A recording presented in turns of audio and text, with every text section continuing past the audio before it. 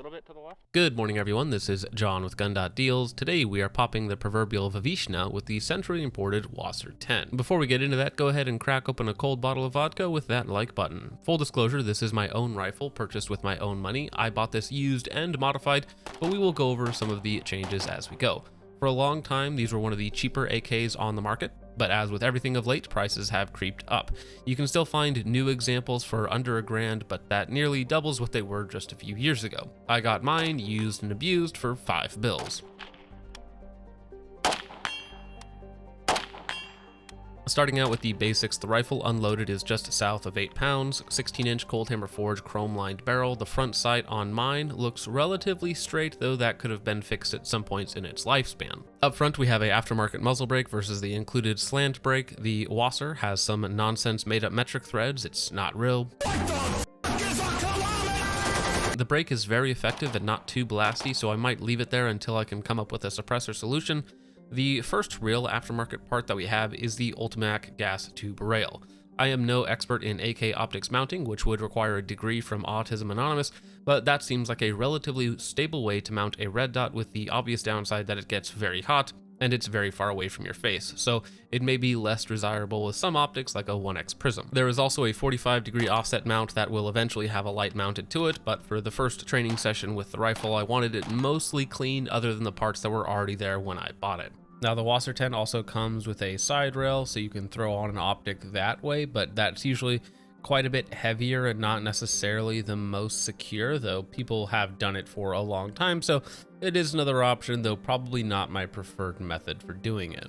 Talking about the sights, I am not a big fan of iron sights, and I'm definitely not a big fan of AK iron sights, but I can use them, I can be quick and accurate, and I wouldn't say that I can outshoot them up close at this point in time. My life would be easier with a red dot, and that's where I'm eventually going to go with it anyways, but it was fun to endure the pain for a little while.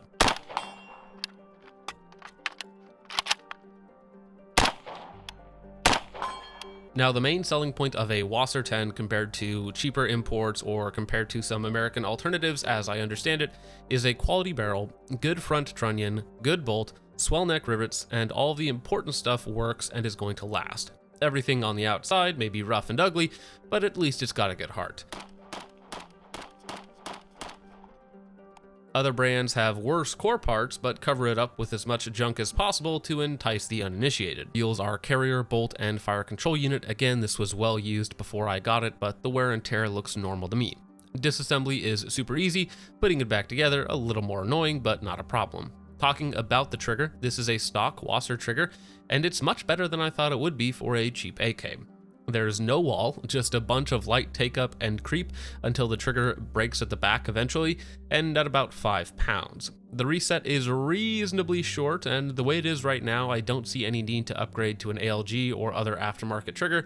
The dynamics are different than what I'm used to, with that very long pull and then a ambiguous break, but it's light enough to not be a problem. The grip, I believe, is also aftermarket. It's polymer, has good amount of grip, and there's not much to complain about.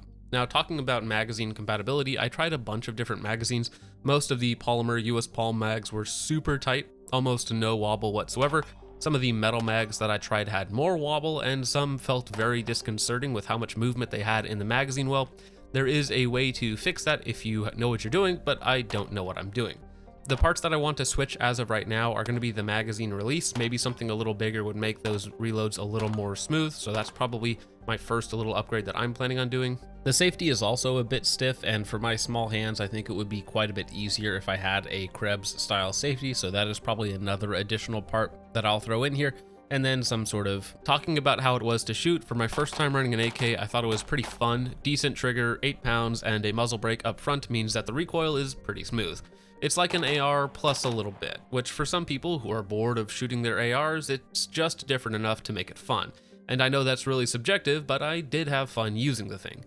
Even with iron sights, I didn't feel too hampered compared to an AR. Obviously, having a couple 100,000 rounds versus just a couple 100 rounds is a big experience difference, but at some point, a gun is a gun is a gun. Line up your sights and pull the trigger and repeat. Now, when we get a real optics setup, we'll do some more accuracy testing. As of right now, it was fine inside of 100 yards, but I'm not expecting anything fantastic. Reliability was perfect, but again, I wouldn't expect anything less at this point in time.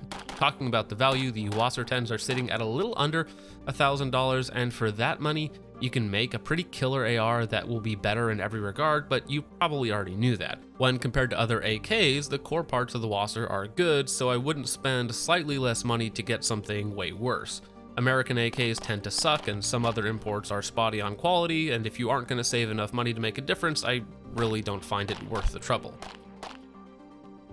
Now, another reason why you might not want to get into an AK in late 2024 is the availability of ammunition. It has gone down and the price has gone up. It's more expensive, if not as expensive as 5.56 or 223, so it makes it even less appealing to the superior AR. For what I was using in this video is mostly M67, it's 123 grain brass cased FMJ loading, and it seemed to cycle fine. Now, if I didn't get a killer deal on this modified WASR, I probably would never have gotten into an AK. It's simply not worth it as a newbie in 2024 heading into 2025. If you're already in the game and know what you're looking for, maybe that's a different story, but for a new guy, it seems that there are more landmines than gold mines in the AK market. But with all of that out of the way, guys, let me know what you think of the WASR 10 in the comments down below, if there's another AK I should look into, or more importantly, how should I modify this so that it's like a real rifle, if you know what I'm saying. So with all of that out of the way, guys, thank you so much for watching. I hope you all enjoyed. I will see you in the next one. Peace off.